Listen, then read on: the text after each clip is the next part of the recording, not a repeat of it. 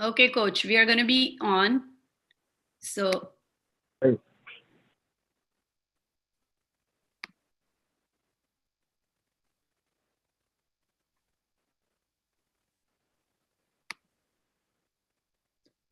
Did you mute the YouTube so for no echoes, Kalindi? okay, everyone. We are on YouTube Live now.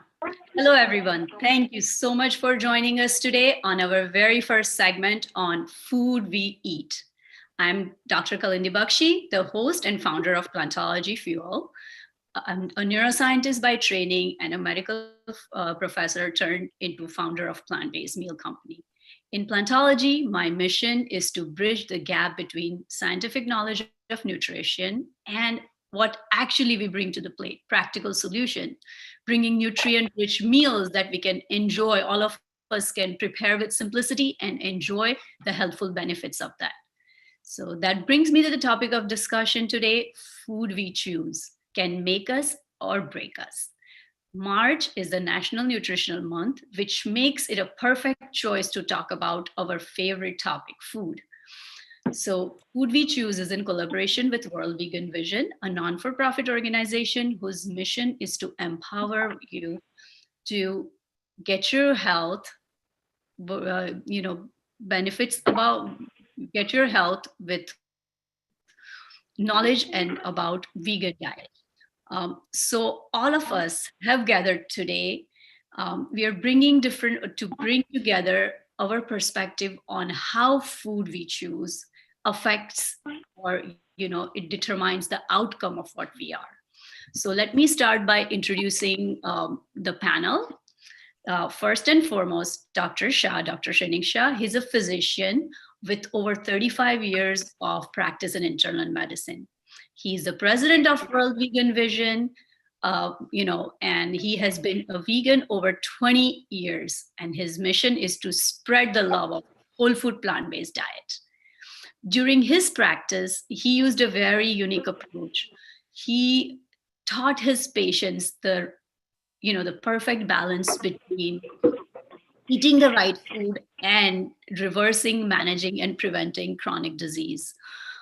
So he used a very simple but a very effective tool. As a firm believer and follower of whole food plant-based diet, he guides his patients and people around him let food be your medicine. He strongly recommends whole food plant-based diet for prevention, reverse, and managing disease, and also for a healthy mind and soul.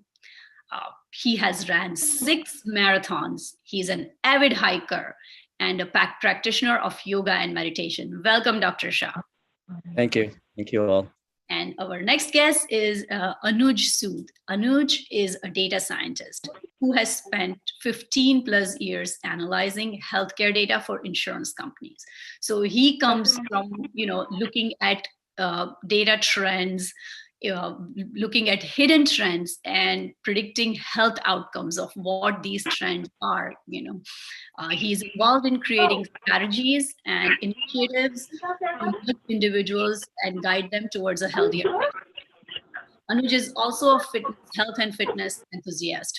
And as a data-driven, data-oriented individual and professional, he suggests making life choices driven by scientific data and not by simply Googling or not by fads, right, in diet.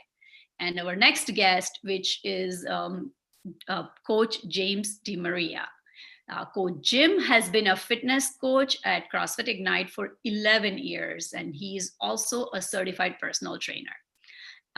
As far as professional, he is actually a nurse of cardiopulmonary and orthopedic unit.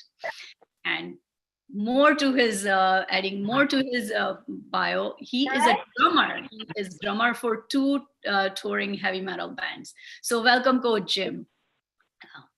Thank you so much for having me, Kalindi. So today we are all going to bring our own perspectives and our own experiences, personal experiences and professional experiences in our respective fields, and we're going to connect it to food and chronic disease.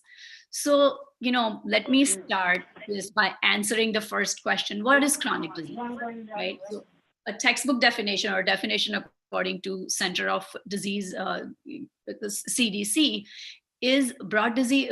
Chronic disease is something condition that is, prevailing condition that lasts about a year or more, and condition that requires constant medical attention. It limits your daily activities, and you may have to be on medication for a longer time. So some of the chronic diseases, heart disease, cancer, and diabetes, are actually leading cause of death and disability in the country. And to say the least, they are the drivers of trillions of dollars in annual healthcare cost. Some alarming statistics: 6 out of 10 adults in the United States have chronic disease, and of that, four out of 10 have 2 or more chronic diseases together.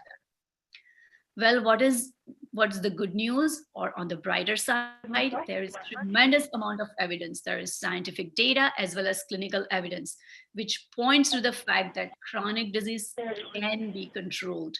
It can be controlled and managed just by altering one's lifestyle. And that is by choosing the right food, choosing the right nutrition which supports your body. So let's start. Without further ado, let's start our topic. What is the connection between chronic disease and food? Let's start, Dr. Shah. You have seen thousands of patients in and out in your 35 years of practice. So how do you connect, on your professional experience, how do you connect food or nutrition with chronic disease? Before we proceed for the housekeeping, I think if everybody can stay muted, at least until they choose to speak, of course, and all that, I think, especially because unfortunately, coach is laid up in the bed with a back spasm, right? So there is a lot of hospital noise coming. It was really nice of him to really join on the meeting and all that, because it was really badly needed. So because his presence. So yeah, I agree. I mean, I have been practicing for 37 years, and I'm out of that, more than 50% of my professional life has been towards the vegan foods. And it's not that I am not someone who can just accept that somebody told me that you should go vegan and I would become vegan. I have to really think out the process. I have to really convince myself. I have to gather all the data. I have to ultimately make choice that this is the right way to go forward, and then only I become vegan. So I went through all these sufferings, you can say that, but in a positive direction. And so before I start a talk on veganism, I always give a lot of credit to my patients, because for me, the veganism was because I chose to do it after so much thinking. They call the Shravan, Manan, and Acharan. Shravan is where you gather all the information. Manan is you just brood over it and ultimately start to make a right decision and then put it in the Acharan, which is in practice. But these people who came to me, all these years, for all my patients, because they were like a trench soldiers. You just tell them do it, they do it like that. And so I really appreciate all my patients that they followed my instructions, and a lot of them have benefited. So yes, I agree. So a lot of chronic diseases, and I saw that, I'm a very, very practical person. And of course, there are tons of medications available, and people can, take plethora of medications and all that and go for multiple testings. And still, despite all these things, keep on still having progressive disease, because disease never gets cured. So more and more I researched into it, and ultimately at the end of all that research, I settled down on a whole food plant-based diet, which is the best diet in the world. And it's good for the body, it's good for the mind, and good for the soul. So I would strongly recommend a whole food plant-based diet. And yes, you're right. I just retired. So I saw thousands and thousands of patients. My practice was so busy, and which was very grateful to all my lovely, lovely, lovely patients. But 80%, to tell you the truth, I was seeing all the chronic diseases. If you take out diabetes, hypertension, obesity, and coronary artery disease and cancers, I'm out of business, literally. And that it's also eye-opener that how much money we are wasting on chronic diseases. So to me, coming from the background in India, say it's a prevention, of course, is always better than cure. Benjamin Franklin said that. But if you really notice the word Ayurveda, do you know, understand the meaning of it? Ayu is life, Veda is the science. Ayurveda believes in living an Ayurvedic lifestyle. So there is no conflict between allopathic medications and Ayurvedic lifestyles and things like that. There is no conflict.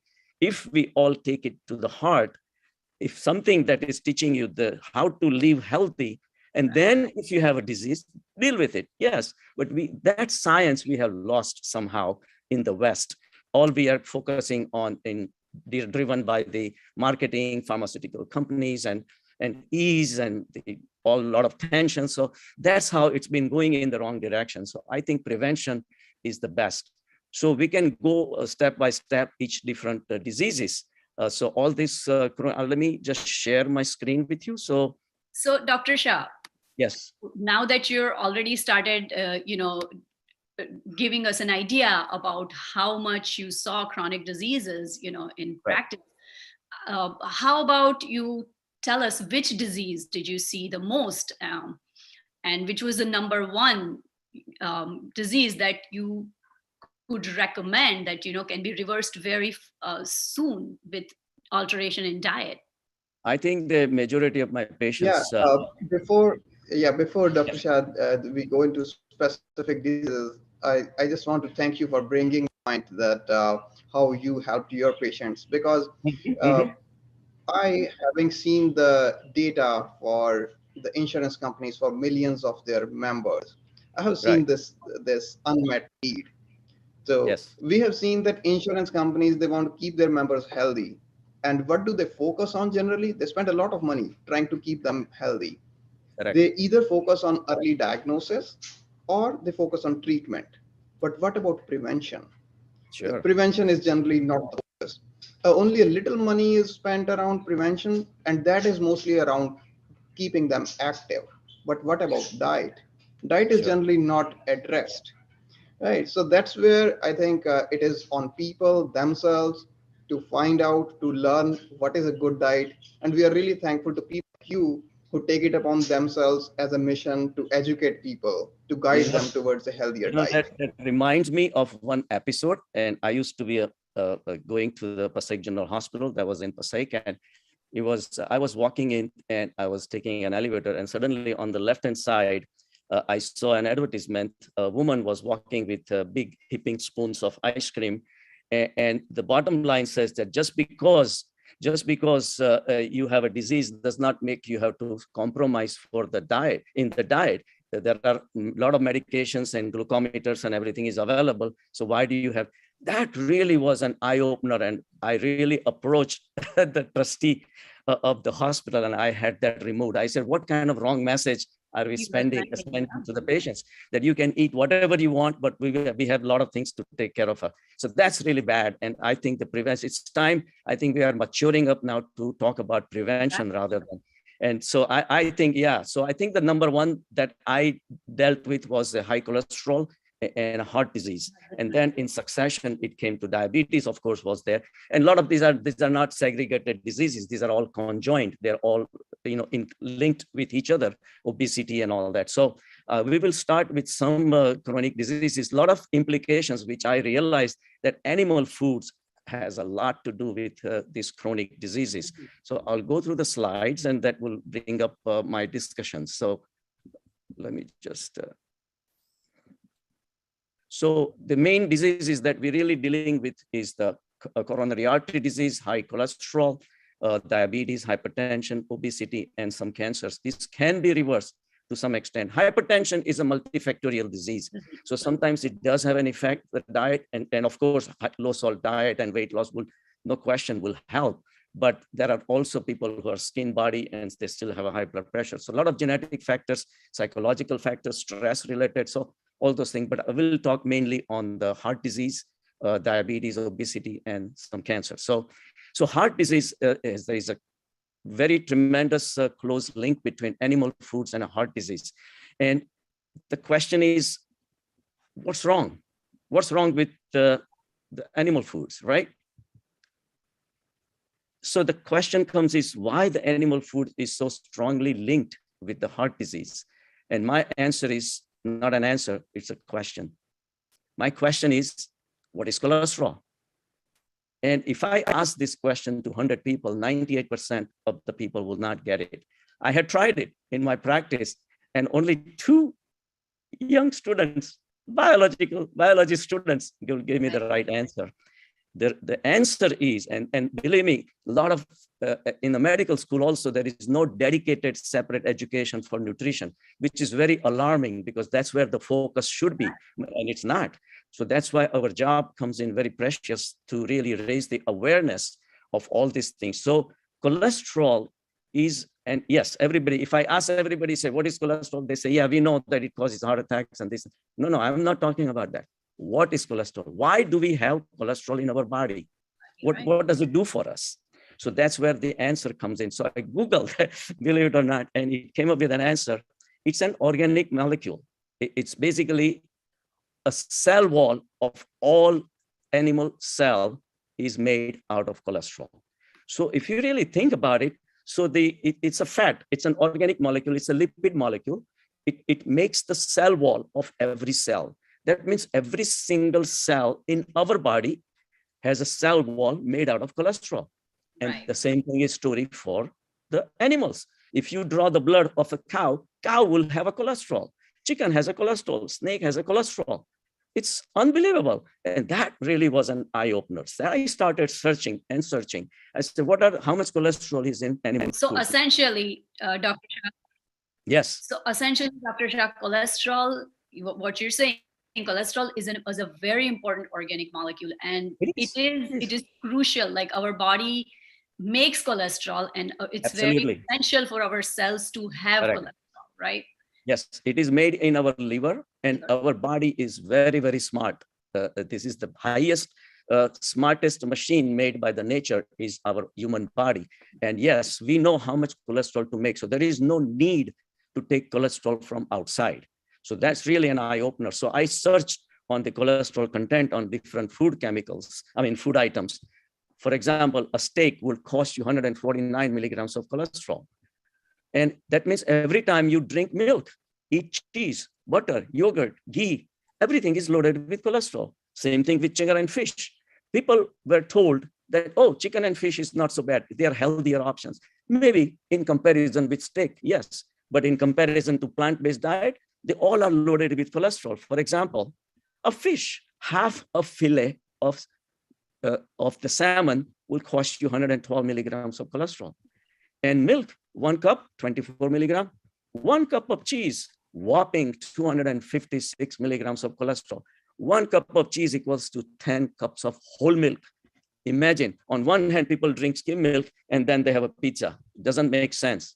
So cheese was one of the worst invention of humankind, I'm telling you. Same thing, yogurt, 24 milligrams. Ghee even has cholesterol. Yes, Ayurveda touts all this thing is healthy, but from cholesterol point of view, it's not.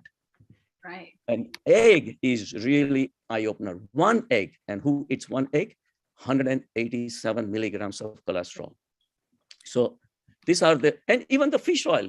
This been sold in the market things like how fish oil reduces your incidence of heart attack. But then look at this. 1 teaspoonful of fish oil gives you 104 milligrams of cholesterol. So what good is that? So let's talk about the meat-free diets that we are narrowing down to there are 3 kinds. One is vegetarian, where you don't eat meat or fish or chicken or anything like that, but you can still consume dairy, eggs, like products of animals. That's still allowed. And then there is a vegan diet, which has... Dr. Shah, yes. Dr. Shah, a quick question here. Yes. You did talk about the cholesterols, the different, how the different food items contain cholesterol. Yes. But what about the relationship that cholesterol has with the chronic diseases, with heart disease? Do we have any scientific studies proving that link? Yes, I will definitely come to that. No question about it. Okay. Yeah, I have 2 major studies which I would like to talk about. Yes, but let's clear out the air about the vegetarian diet. It still includes dairy, eggs, and all that. Vegan diet. Yes, there are no animal foods or no animal products, but they still eat the sugary drinks, concentrated carbs, oils, fried stuff, and all that, which is not healthy either. And there's one study which I'm going to cover. It's actually worse eating that than even eating meat. So let's focus on that. But the best diet at this point, like I said, that's what I've been on, is a whole food plant-based diet, which contains a lot of whole grains, leafy vegetables, fruits, nuts, legumes, but no added oils or salt or sugar like that, So all these things, all these chronic diseases can be prevented with the whole food plant-based diet. And all the plant-based diet has a zero cholesterol. So as you can imagine, all the animal cells have a cell wall made out of cholesterol. All the plant cells have a cell wall made out of cellulose. The cellulose is fiber. And this fiber means that has no cholesterol.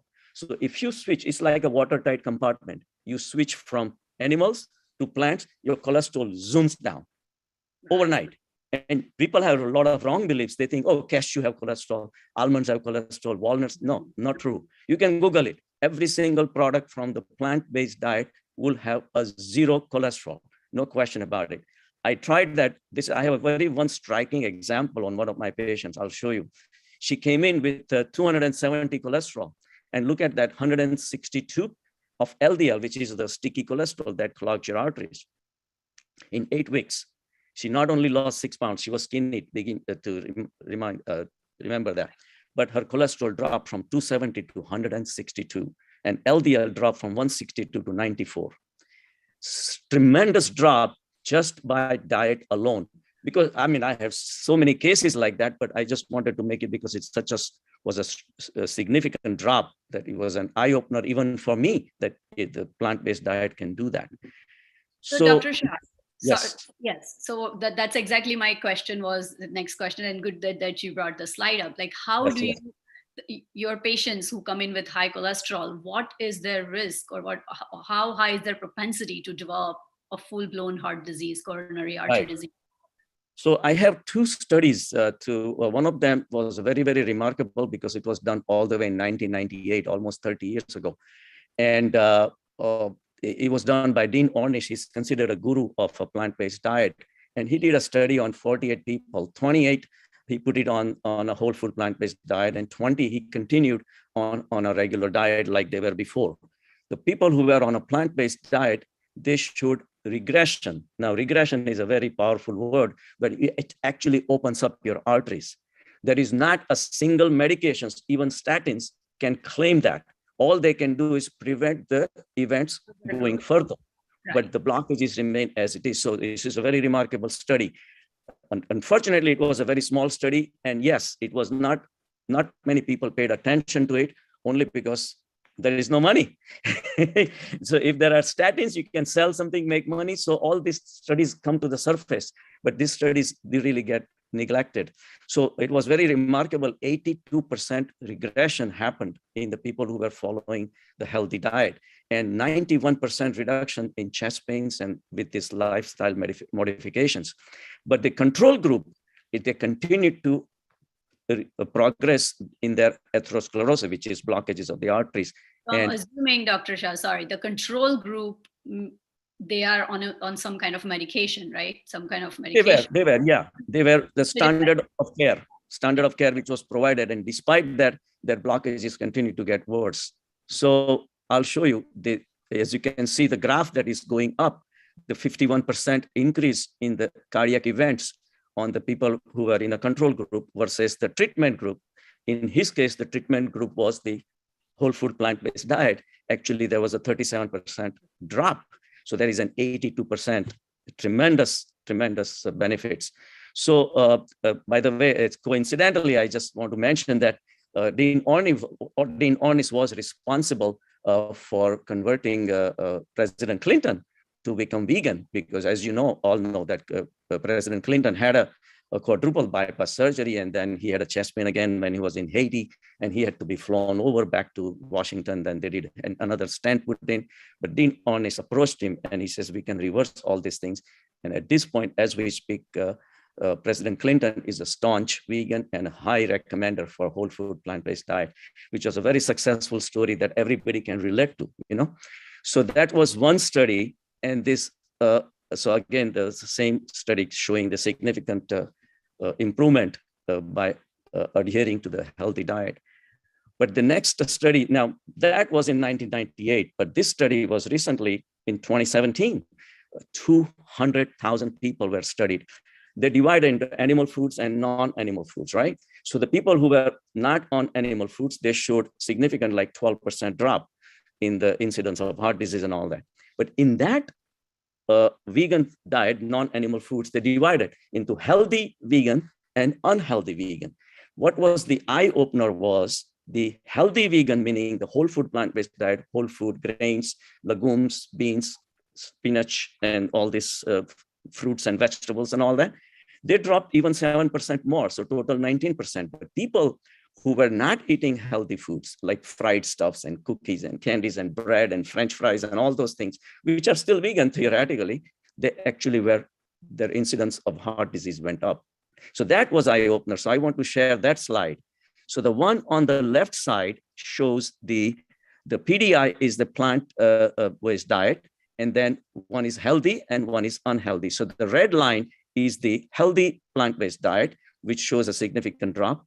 So because the plant-based definitely had shown the improvement, but they defined it into further, whether it's healthy or unhealthy. But the unhealthy, if they segregated out, you see the dotted line is going up and up and up. So the one on the right side, again, is a comparison between animal foods and less healthy plant food. The less healthy plant food actually beat the animal foods. So obviously, we don't want to go on the animal foods. So the healthiest diet is the whole food plant-based diet. So this is really an eye-opener, even for the vegans. They call themselves vegan. We really have to make sure that, like Coach mentioned, you don't want to be a French fries vegan, so it's not even being a vegan on so that's why whole food plant-based diet is extremely important, So doctor, I think you are proving here, I mean, this study has proven that going vegan isn't enough. It can be even worse than being on a meat-based diet. Correct. So if you decide to go vegan, plant-based, and not just plant-based, but whole food plant-based is really the way. Absolutely. Yes. So I think that is where we will have to rely on people like Kalindi to come up with innovative recipes with whole food ingredients, right? Yes, that can help people to pick so healthy Kalindi plant-based. is a great person. Thank you, Dr. Shah, for introducing, for sharing your amazing experience of 37 years in seeing all these patients with chronic disease and kind of showing them a path on how to reverse it. So for me, now you've already shown that how chronic diseases, how lifestyle can cause chronic diseases. And so how nutrition can, so now I'm going to say how nutrition, or what kind of nutrition can fix it, right? Yes. So the first and the foremost thing is, when Dr. Shah talked about cholesterol, right? How do we get higher cholesterol? So one of the main causes is eating foods that have animal, that come from animals, that are derived from animals, which, by the way, includes dairy also. If, a lot of us, the people who are vegetarians, they don't associate necessarily dairy with it, but yes. So all the animal foods contain cholesterol, because cholesterol is an important part of the cells of animal cells. And Dr. Shah said, and I'm going to repeat it, plant-based food does not have cholesterol, because cholesterol is not part of plants, okay? Plant foods have something called cellulose or fiber. So from a nutrition standpoint, if you have not started yet, if you are not including these, the most important thing to include in your diet is fiber. And the best way to get fiber is through whole food plant-based diet. So coming to the practical side, right? What is whole food plant-based? Lots of whole grains, legumes, lentils, including beans, nuts, seeds, vegetables, fruits. These are all part of whole food plant-based diet. So you can start by including all of this or few of this. Anything that you include on the practical side is a step forward. So for me, if you're going to ask me, the one thing that you can add or start to your daily routine is add oats, rolled oats, steel cut oats, whatever form you eat oats, something that you must include in your diet. They are very high in fiber. Oats also, one thing about whole food plant-based diet is anything you add has protein. Anything you add, greens, you add vegetables, you add grains, you add legumes, everything has protein in it too. So adding oats to your everyday diet, I prefer overnight oats. So a bowl of rolled oats, half cup of oats, I add a plant-based milk, I'll add almond milk to it, I will add some fruits, berries, bananas. I like to add nuts, which have the nuts which have a lot of, again, healthier fat, chia seeds, flax, hemp, everything into a bowl makes a very healthy, nutritious bowl. And this is a great start, if you are trying to manage, prevent, reverse heart disease, lower cholesterol. And in fact, if you remember, if you guys know the oats, Quaker Oats ad also says reduce, drop your cholesterol, lower your cholesterol, which is Correct. very true. That is one meal I would 100% with all, add to my diet.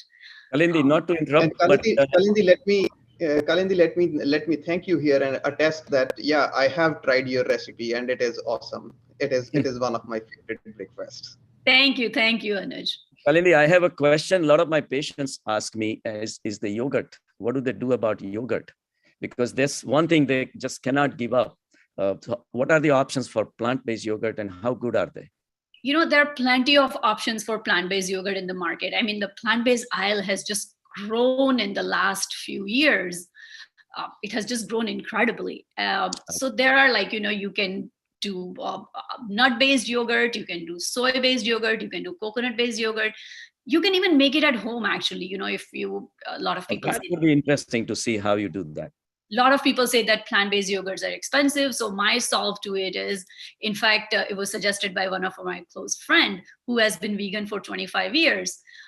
Basically, soy milk, and you get a probiotics from, you can get it from the drugstore. You add probiotics capsule to soy milk, and then you, just like you would make regular yogurt, you let it sit for a few hours. Let it sit for like 24 hours, 48 hours, and it turns out into yogurt. So there are ways, there are plenty of ways to getting around buying all those expensive plant-based products. Right.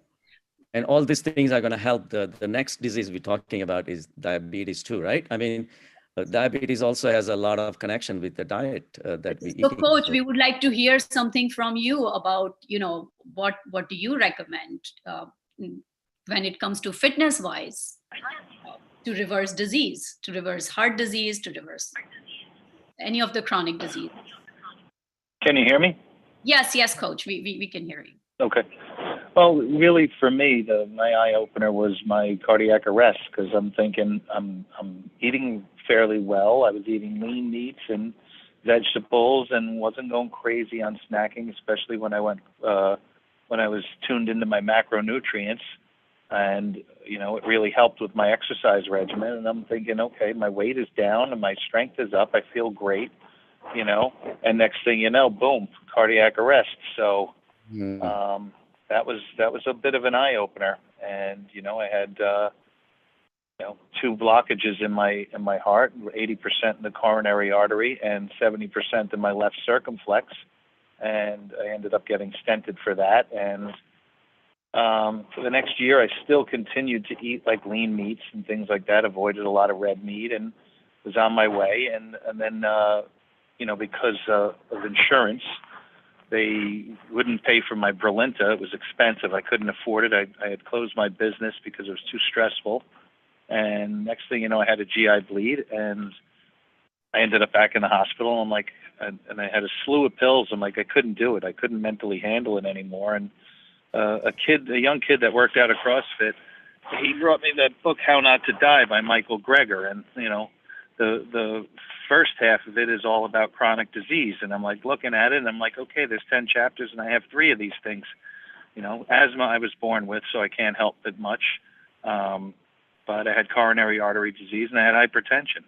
And, my hypertension is genetic. I can't do much about it.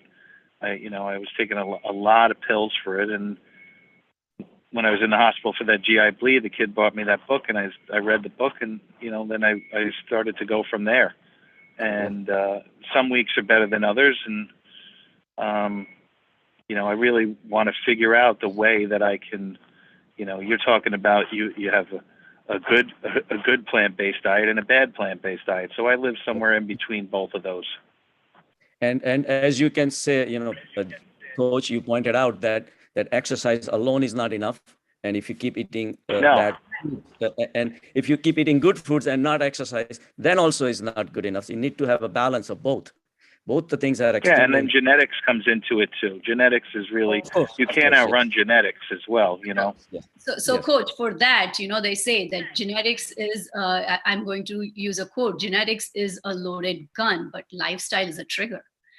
So yeah, there is another good analogy right there. And there is another aspect to genetics, something called epigenetics, right, Dr. Shah? Yeah, there is a lot of epigenetics as coming into the play. And but what we used to believe that the genes is what we got, and we are really at a dead end with it. It's not necessarily true, because the epigenetics, the whole explosion of that branch of science has shown us that the environment that we are living in has a tremendous influence on our genetics. The common link, the common messenger is the messenger RNA. These remnant RNAs, those fragmented particles of the DNA that we thought were useless, now we realize that they carry the message from the surrounding environment. And what is you talking about? Not the outside, our own inside. What kind of blood are we circulating around these genes? Whether it's filled with the alcohol, the filled with the sugars and oils and fats and unhealthy molecules. All these things gonna carry the bad message to the genes, and genes gonna get expressed. But the same genes can remain suppressed if you clean up your environment. So despite the genes having a bad genes in your body, there is still epigenetics has proven that changing the environment, changing your lifestyle, changing your food habits can definitely prolong your life, no question about it. So yes. So something that I wanted to share really quickly for everyone, I just spoke briefly about the oats, right? Let's see.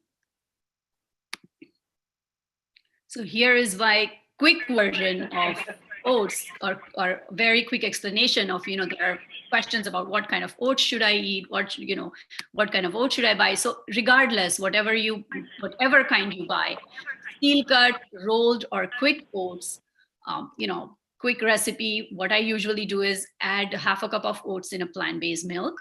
This is something called overnight oats. Add a tablespoon of chia seeds, flax meal. Those are my good fats, a healthy way of getting fat and protein in it. Raisins for flavor, for again, more health benefits, and replacing your sugar with dates, or, that's like a good way to get sweetness plus not having any refined sugar. Adding a pinch of cinnamon for flavor, and you can add so many different things to your bowl. You can add fresh berries, you can add dried fruits, and literally in 5 minutes you have a healthy breakfast ready. And what are the benefits of this? I'm gonna just compare this with, let me compare this. Let's see. So this is our whole food plant-based oat, bowl of oats. Look at the cholesterol here. And let's compare it to the traditional breakfast egg. So now for those people trying to lower cholesterol, which one would be an obvious choice? Would it be adding more cholesterol with an egg in your diet? Would it be adding more cholesterol with yogurt, dairy yogurt? No, obviously, the choice is very clear. If you're going to try to lower cholesterol, if you're going to try to add more fiber to your diet, the choice would be going with a whole food plant-based. Kalindi, let me add this is the political stunt in the sense they put down cholesterol under nutrition. Cholesterol is not a nutrition. They make you believe that cholesterol is necessary for your diet, and you're not getting anything. Like people can have a wrong impression. Oh, I didn't get any cholesterol. You know what I'm saying? So Right. this is a lot of advancement has to take place in the political arena, where the cholesterol is not necessarily has to be recommended at a RDA, which is recommended daily allowance. It's really not absolutely necessary because your body makes it automatically. It knows how much to make it, you know. Right. So now let's talk about the second one on our list, which is the second chronic disease on our list, or something that is also known as a silent killer, diabetes. Diabetes is, in fact, a major killer. So many comorbidities: blindness, kidney failure, heart attack, stroke, limb amputation, nerve damage, dental disease, and this is why it's called the silent killer. Now let's start with establishing connection between food and diabetes. One of the things about diabetes is it has a direct impact on diabetes is something that's caused by and also has a direct impact on how your body turns the food into the energy, into namely glucose, which is readily available for our body to use. So this is something to do with how your body itself, it's converting the food that you use against you. So, Dr. Shah, let's start. Let's hear from you. How exactly? What is the cause of diabetes? How type 2 diabetes? From your patient experience. Absolutely. So diabetes, as we know, has really become a major issue now. By 2040, they say 1 out of 10 adults will have diabetes. This is worse than the COVID pandemic, really. So we really need to open up our eyes against this horrible illness. I know personally an endocrinologist who had diabetes, and he ended up with every single complications that you mentioned. He had them, including loss of vision, loss of kidneys, amputations, and all this. I felt so sad. He was such a great guy. Endocrinologist, was one of the most popular that I used to use him for all my endocrine patients.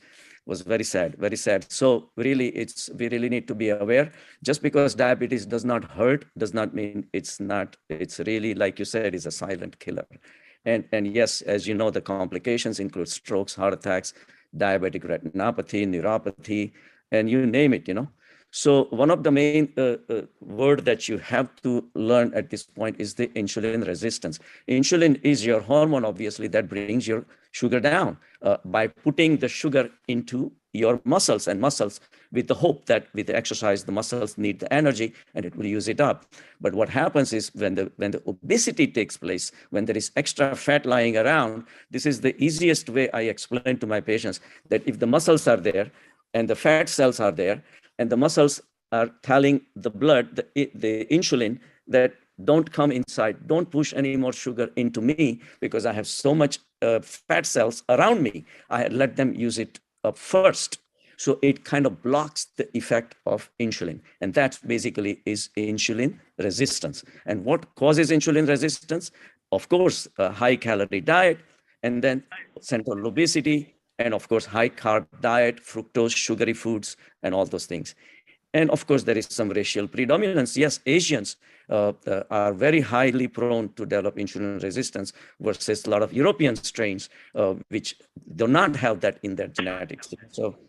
But the diet, as you can see, is playing a major role, Doctor, you mentioned obesity. That's Yes. one of the major contributors to diabetes. Yes.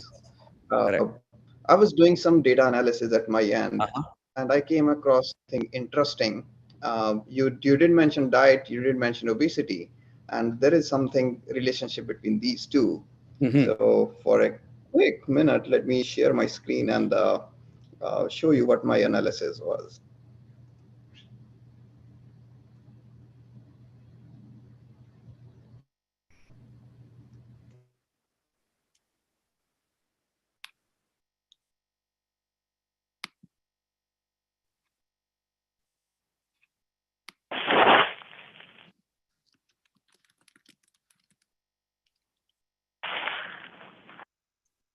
So what I simply did was I looked at, I did not look at a specific study, but rather Mhm.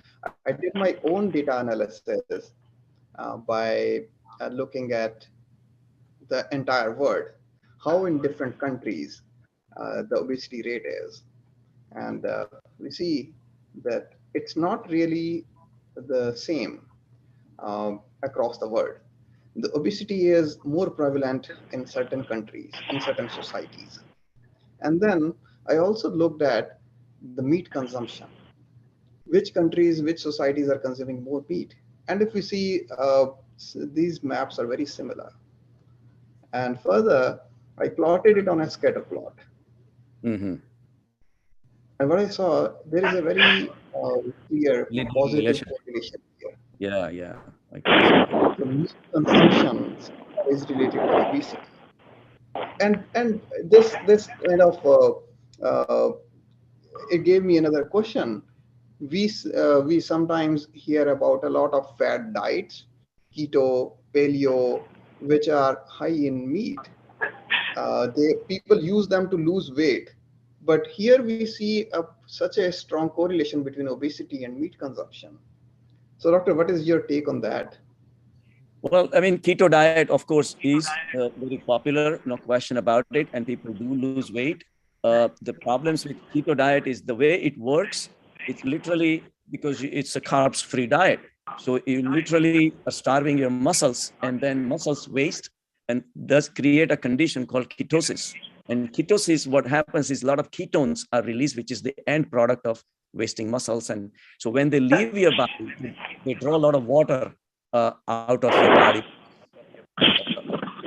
which is microphone needs to. Coach, thank you. Yep. Can you mute your microphone, please? So I did. okay. So what happens is basically when it leaves your body, it takes a lot of water out of you. So you're basically getting dehydrated more or less than anything else. As soon as the diet stops, everybody gains weight. And also I had actually a live example in my practice that I had an Indian boy had married a Spanish girl, and she came in to me because her high cholesterols and overweight and all that. So I had put her on a plant-based diet. She lost weight, she lost her cholesterol and all that. Somehow I didn't see her for a couple of years, and she ended up coming for routine physical, and suddenly her cholesterol was high. Her weight was down and all that. I asked her what happened. She said, well, I've been on keto diet. I said, you are eating cholesterol, so now you have lost weight, but at what cost?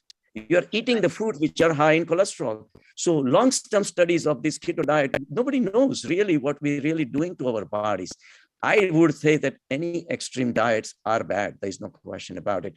But the good thing about the whole food plant, there is a plethora of choices available. So many differences. How many meats can you eat? 2, 3, 4 different kinds, chicken and fish and goat and all that, right?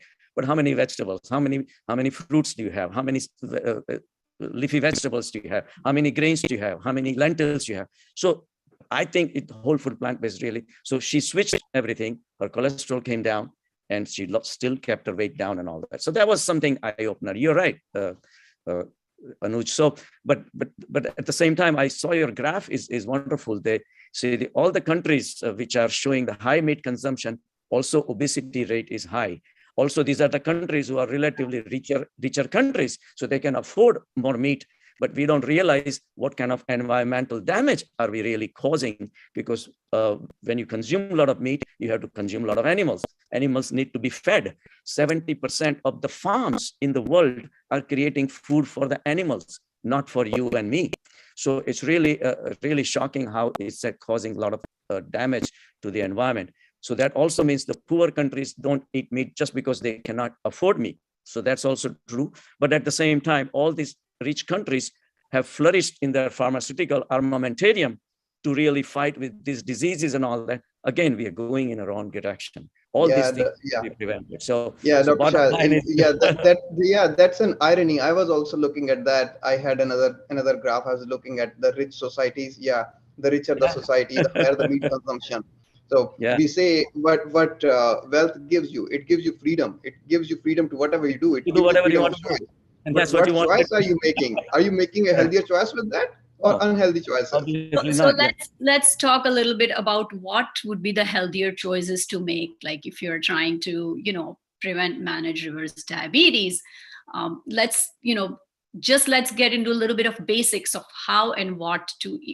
So let me explain. So the insulin resistance, like we talked about, is the low sugary, low concentrated carbs. And so how to reduce it is by avoiding those things and the whole grain foods and omega-3 fatty acids and all those things. But the normal day-to-day foods, which really is an eye-opener for people to realize that what actually causing diabetes. Let's go through one by one. And of course, red meat also has been linked with diabetes, almost 19% rise. Milk has lactose. Lactose is all sugar. If the 40% of the calories of the cow's milk, whole cow's milk is lactose, and lactose breaks down into glucose and galactose. And it actually there is a positive link between milk and diabetes, which not many people know, Right.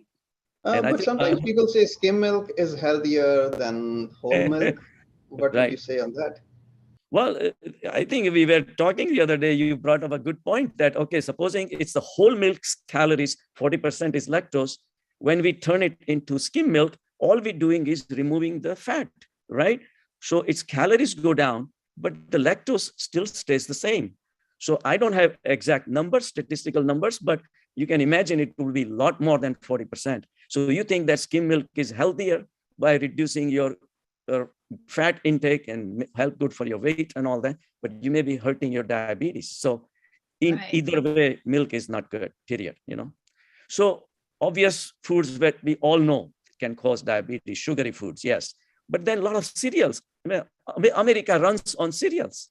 There are tons and tons of cereals, but are they healthy? Ask yourself. Or you would rather have oatmeal bowl suggested by Kalindi. You can see the difference. Most of the cereals are loaded with sugars and carbs, simple carbs, and that's what causes diabetes. One bagel, I see every day I pass by a bagel shop, I see a long line waiting to get in. So they cannot even make enough bagels. One bagel, 400 calories, 17 teaspoonful of sugar.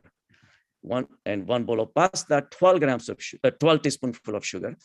Hidden sugars, roti. One roti is 6.5 teaspoonful of sugar. And who eats one roti? Right? One bhakri, which is 2 rotis, is 13 teaspoon. 1 cup of rice, 18 teaspoonful of sugar. And the worst of all is 1 cup of corn, 60 teaspoonful of sugar. They make corn syrup out of it.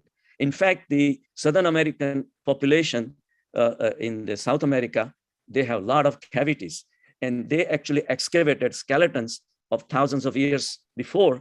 And they realized that when the farming was started, the corn was started, the cavities started appearing in their dental cavities. So what happened was, because the carbohydrates, when it's left behind, and the bacteria, staphylococcal bacteria, come to eat that, and they release a lot of acid as an end point, and this acid caves in. But they excavated the skeletons before the farming was invented. They had no cavities. So it's very remarkable thing that this is all sugar causing foods, that we really need to wake up, So, Dr. Shah made a great point that sugar hidden in a lot of foods, we don't realize, right?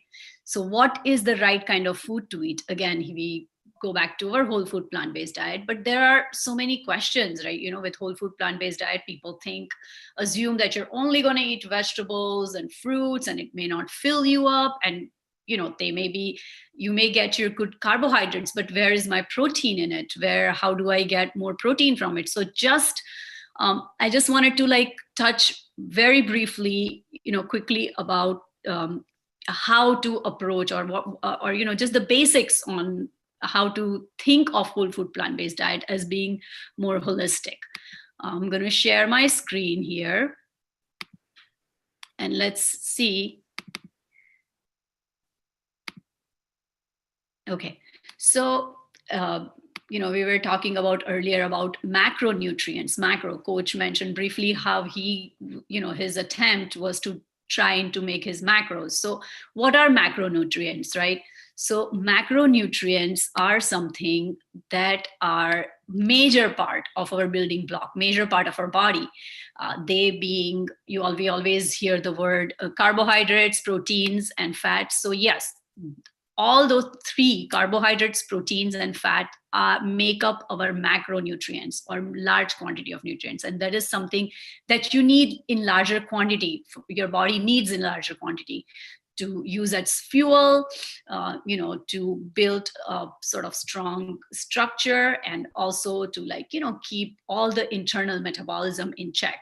So carbohydrates are indeed, or should be indeed, the bigger part of our diet.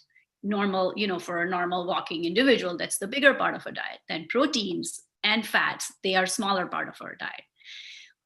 And then there are other micronutrients, which are vitamins, minerals, essential. Those are very essential for us to build a strong immune system. They are good they are something that are in smaller quantities. So a lot of us understand them as supplements, over-the-counter supplements.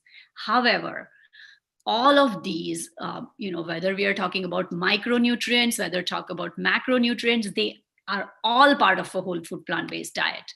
So let's talk briefly about carbohydrates, because we talk about, Dr. Shah, mentioned about diabetes, and how eating more refined carbohydrates versus eating more concentrated carbohydrates can actually have impact on your blood sugar level, and eventually resulting into type 2 diabetes. So when you choose carbohydrates, the simple carbs we just talked about, white bread, pasta, white rice, all the sugary products, or refined products, they lead to a spike in your blood sugar. So they increase when you eat that, your blood sugar increases right away. And then it drops right after, something that we call sugar high, right, Dr. Shah?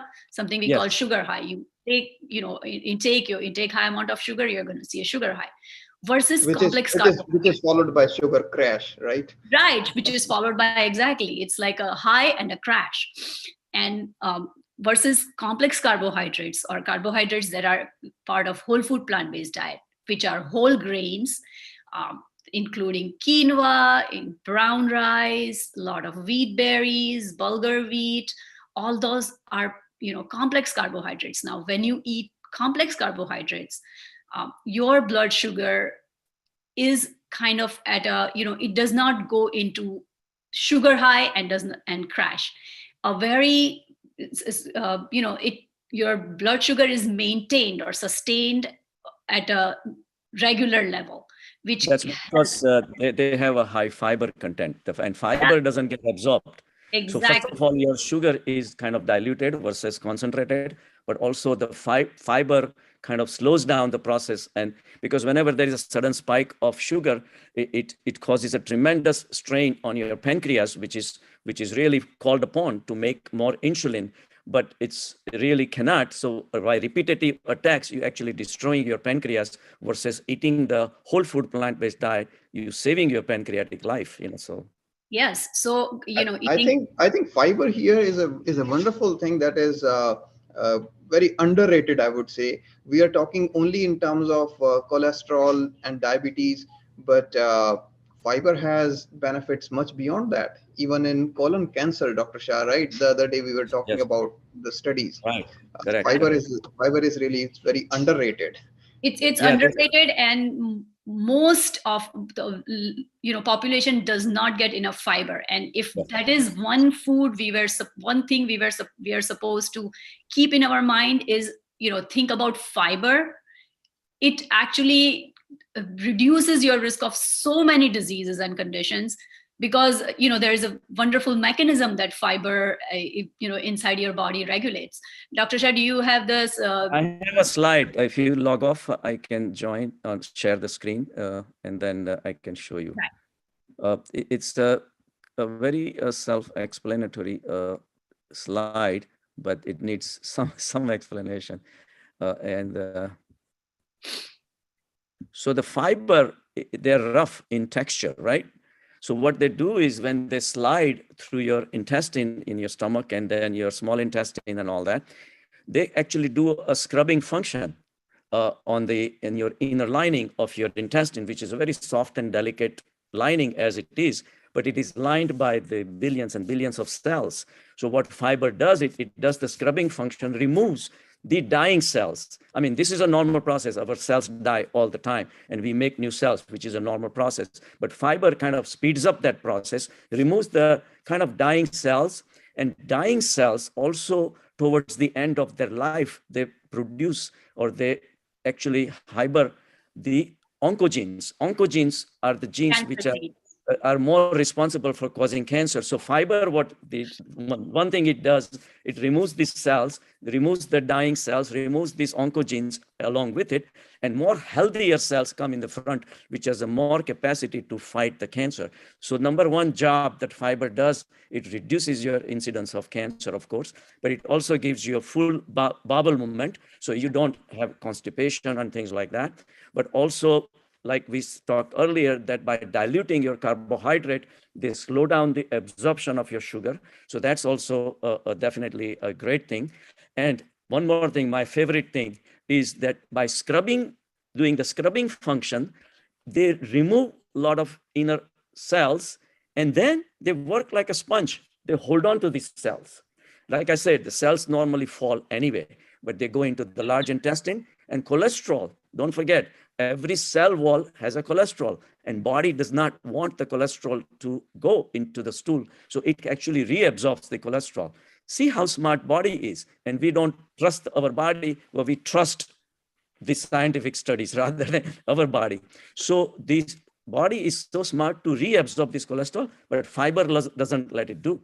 It holds on to these cells. So that's why, as you said, the Quaker Oats puts it in its box that we reduce cholesterol by 15%. They used to put down 15%. The percentages are taken off. But the reality is that high fiber diet will reduce your cholesterol, will reduce your sugar, will reduce, and a lot of other things. Like I said, it also gives you something called great microbiomes. Microbiomes is the gut flora. Very healthy bacteria are flourishing when the lot of fiber is given. And don't forget the weight loss, because fiber kind of occupies a lot of space in your stomach, makes you think that you got everything, but calorie wise, it doesn't give you much. So Dr. Jha, I'm gonna briefly share this slide about, and you can even talk about, something like this. Sure, sure. Let me see. Are you able to see this? Am I sharing it? Okay. Not yet. Okay, let's see. So here it is. Let's start. This is an excellent way. This is a really excellent way to understand the importance of, filling yourself with foods that have high in fiber. Yeah. Look at, this is just a representation of our stomach. Yep. So you can fill yourself up with oil, like 2 tablespoons oil. You can, when you have, 2 tablespoons of oil in salad dressing or any other way, look at how much space it occupies in stomach. It's still empty, right? You can have 400 calories worth of cheese. Still it's not filling, but versus compare it to fruits, vegetables, or whole food plant-based. You are full, right? The stomach is full. There's no more room. No brainer.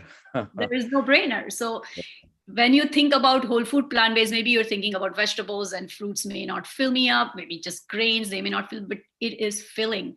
And the filling, your stomach feels satiated, right?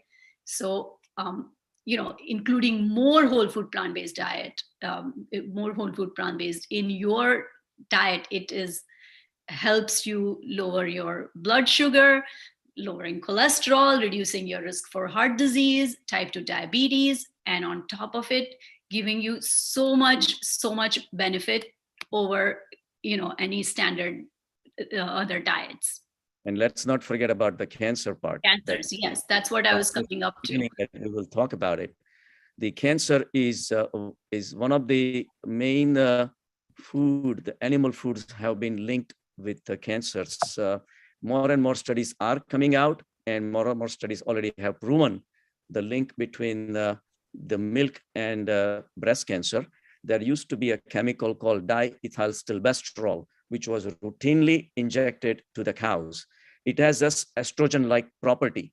And when they injected, the milk the cow will produce milk almost 3 times the regular cow. But what happened to that diethylstilbestrol? It went into the milk, it came into your body, and then what does that estrogen do? It makes you more female. If you are a female, it makes you more of a female. And that's what they ultimately found out, that diethylstilbestrol causes breast cancer, and that's been taken off the market. But the study, I mean, the practice is still going on. The only difference is the molecules are tweaked, hormones are still being injected. Only that sad part is that study is not there yet, so it will go on. And it's very easy to tweak the molecule. So this is how the sad story of the animal industry goes. And so cancers keep on happening. I read a book, Diet for New America, by John Robbins, believe it or not, son of Baskin Robbins. He's vegan.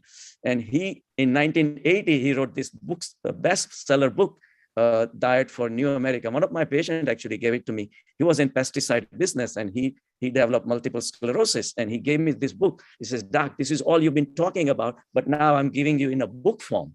The studies after studies, he had predicted that we will have a major epidemic of breast cancer in this country. In those days, 1 out of 10 women were getting breast cancer. Now, 1 out of 7 women are getting breast cancer. So there are a lot of... Let me interrupt for a minute, Dr. Shah. You know, cancer is, as you all must know, the second leading cause of death in the United States. However, as many as third of cancer can be prevented with diet and nutrition alone. So that speaks volumes, right? The power of the power of prevention, the power of foods that we have.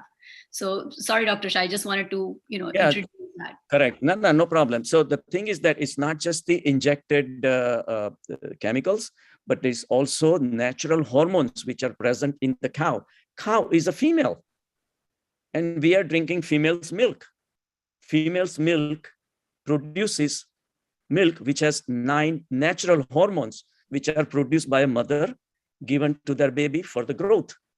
So one of them is IMF, insulin, IGF rather, insulin-like growth factor, and that has a tendency to stimulate the cancer cells. So it doesn't cause just the breast cancer, but also prostate cancer. There is an 11% rise in the prostate cancer risk if you drink milk regularly. So, and worst part is also eggs and prostate cancer. They have found because of the choline content in the eggs, there is almost 80% higher chance of developing lethal prostate cancers if you consume more than 2.5 eggs per week. And most of them consume them in a day. So all those things, so whole food plant-based diet has been found to be, studies after studies have proven that they prevent cancers, lung cancers, colon cancers, ovarian cancer, breast cancer. By the way, Anuj mentioned that somebody had asked a question that would the whole food plant-based diet help in a pulmonary fibrosis. Pulmonary fibrosis is a very sad condition where all the scar tissues build up in the lungs. I don't know, there are no direct studies to prove that it can reverse it because it is very, like I said, it's a multifactorial. This has a lot to do with genetics and the immune system problems and what the chemical exposures and all those kind of things. But one thing I can say that by going on a whole food plant-based diet, keeping your weight under control, which will be less weight on your breathing itself, and who knows, the possibility of developing lung cancer also can be reduced because people with the pulmonary fibrosis are at a high risk for developing lung cancers also because of the scar tissues that stimulate the growth of cancer cells. So one more question we have is from one of the our users, that corn is plant-based. Should we eat corn or should we not eat corn? Corn is good only if you're eating the whole thing, and like a corn cob, as it's fine. But when you're talking about syrups and all that, and making as a routine, like corn tortillas and all those things, when they're all polished out, all the fiber is taken out, and pure starch is taken out, becomes a concentrated carbs. But I would say in a summer days, having barbecue, whole food plant-based barbecue, of course, and having a corn on the cobs, it's really delicious and no problem because you're eating a lot of fiber with it. It's fine, no problem. But the Also, it has high, on one of the slides you were showing the amount of sugar in corn. So It is, no question about it. Yes. so So you have to be in moderation, no problem, but only as a whole corn rather than corn flour and corn starch and all those things spoil it, right. So this brings us to kind of like conclusion of our foods we choose. We spoke about how foods we choose directly affect our risk or of getting chronic disease. However, if we choose the right food on a whole food plant-based diet, we get plenty of benefits. Either if we can manage the disease, we can prevent disease, and even you can reverse disease by changing our diet or switching to whole food plant-based. Something that we have, another thing, must mention that with diet, getting plenty of exercise is also very essential. Coach, would you say something about, what kind of exercises or what would you recommend?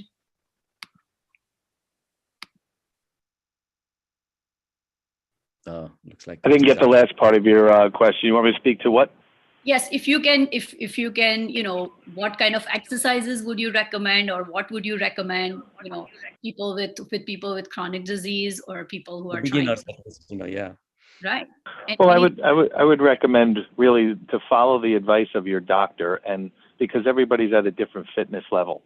Right. So, Kalindi and I met through CrossFit, and I find that a wonderful modality because just of the way, psychologically, I like the way it trains my body. Physically, I like the way it makes me feel, but it might not be great for anybody else. Tai Chi is also a phenomenal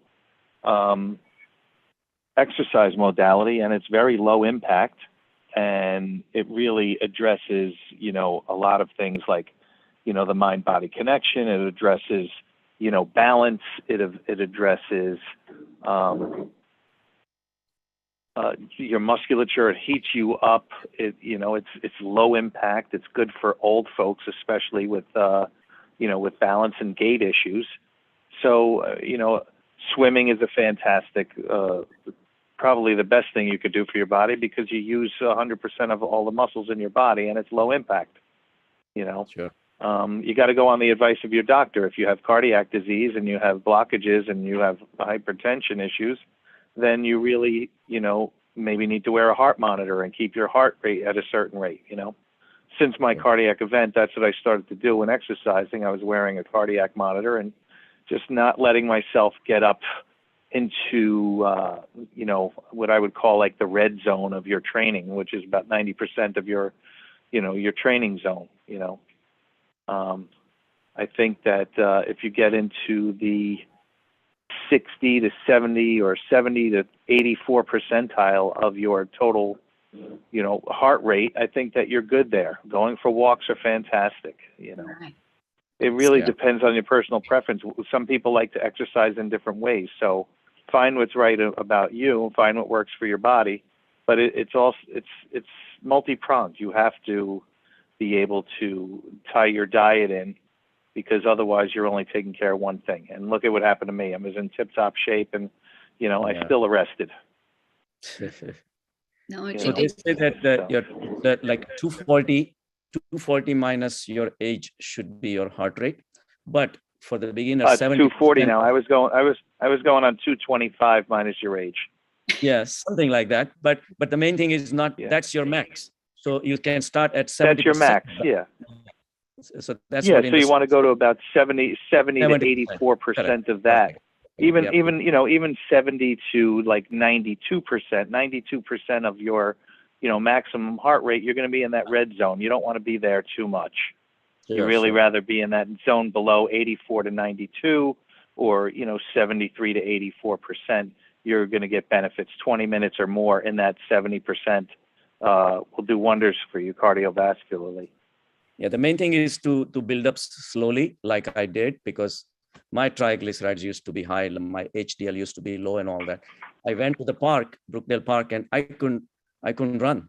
I just couldn't run 2 minutes, and I'll get out of breath. So, but I didn't want to give up. So I would run 2 minutes, walk 2 minutes, then 5 minutes. So gradually built up. And then, of course, I ran marathons and all those things. But everything starts slowly. But the main thing is you do what you enjoy doing. Don't do it because you have to do it. Otherwise, it's not going to stay. And when you enjoy, it becomes part of your life. It becomes, Oh, absolutely. it becomes you. And That's same, that's a big me that's and a big Anuj factor can- as far as am I still muted or am I not muted? No, No, you're you're You can good. hear me? you're good. You're good. We Okay, can I was hear going to say, I'm a NASM certified personal trainer, and a big part of training clients is you want to make sure they're having fun, because if you're having Yeah, that's- fun, you're going to come back. Like, Right. so if I train every person I train is different. Some people like certain exercises, and I'm going to make sure they have fun.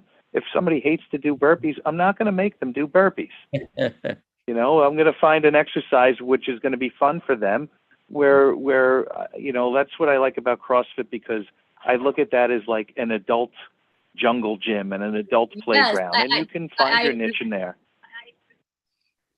And Totally. me You and can Anuj, everything is scalable. Everything is scalable, and you want to make sure you're having fun. If people are enjoying themselves, they're going to always want to exercise. Yeah. And what about hiking, Anuj? We are hiking buddies. Hiking is beautiful for your spirit, right? Yes, yes, To absolutely. take in nature and climbing up hills, and then when It's you very get to the nice. top, it feels like a sense of accomplishment. Plus, you have the beautiful view. Absolutely. So it's fun.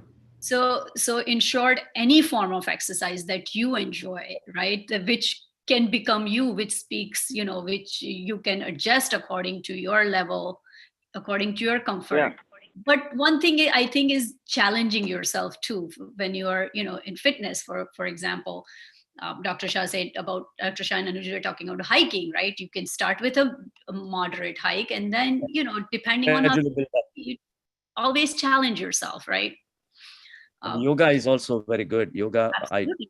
we do kind of classes, yogas and all that. It's very good. And it Yoga, actually, meditation, right? yes, meditation takes you beyond your mind and really helps you to make the right choices. Like we talked about earlier, that's life is all about making the right choices. A lot of times the mind gets kind of caught up, and I like this, why do I have to give it up? Why do I have to give it up? But that mentality kind of gradually disappears when you meditate, because you're rising yourself and go into transcendental state. It happens slowly, of course, but then you suddenly realize that your desires at the mind level start going, and that's how you make the right choices in life. So it's all combination of everything. Yes. And that brings us back to the right choices in Yes. foods we choose, the nutrition that we choose. Yes, yes. So in a nutshell, if I were to say, I'm going to quote, we are what we eat. So Yes. our foods, Yep. our choice of foods determine our outcome. The outcome is the quality of life. And as we know, most chronic diseases are lifestyle diseases. They affect the quality of your life. Quantity, number, we don't have a control over, but quality is something we definitely have control over. Simply changing the way we eat, the way we look at food, the food we choose, that's a huge step. We all spoke about whole food plant-based diet, and switching to whole food plant-based diet is a very powerful tool, especially when it comes to preventing, reversing, managing chronic disease. Today's discussion, we spoke about high cholesterol, what causes high cholesterol, what causes heart disease, causes of diabetes, obesity, and even certain cancers. And on looking at the bright side, these all most of them can be prevented, managed, and reversed just by choosing nurturing food that nurtures you, food that empowers you, nutrition that supports you inside and out. And that one thing, this one group that I would say that would do is whole food plant-based diet. By choosing whole food plant-based diet, you can overcome all of this. And by choosing a whole food plant-based diet, you're not only guaranteeing a healthier results for yourself, but also for the entire planet. So Absolutely. what are you waiting for? go whole food plant-based. Thank you Thanks, everyone guys. for joining. Thank you, Dr. Shah. Thank you, Anuj. Thank you, Coach. Coach, for joining us today. We have one more question, Dr. Shah. Yes.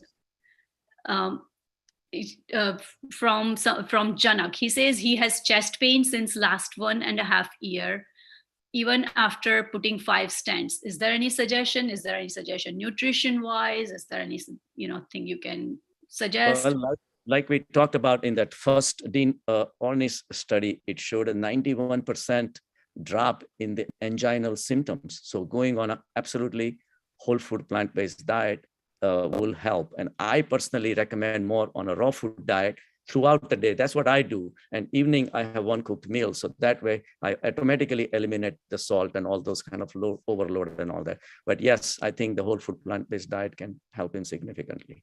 Yeah, it's amazing how for almost every question, every problem, whole food plant-based diet. Absolutely, yes. It's the center of everything. Right. Awesome. So Okay. Thank you, Kalindi. Thank you, thank Coach. you all for joining. And, we will see you back on some more interesting topics about nutrition, foods we eat, and how it's, how we can solve problems that are caused by our eating habits. Thank you, everyone. Okay, everyone. Go Thank for you a so much for having me. Thank you, Thank you, Jim. Coach. Thank you, Anuj. I'll I'll Dr. see you Shah. at the gym, Kalindi. Yes, I will see you. See you on the hike. Nice talking with you, Dr. Shah. Yep. Hope you feel better. All right. I'm just Bye trying to now. sit up right now, so we'll be okay.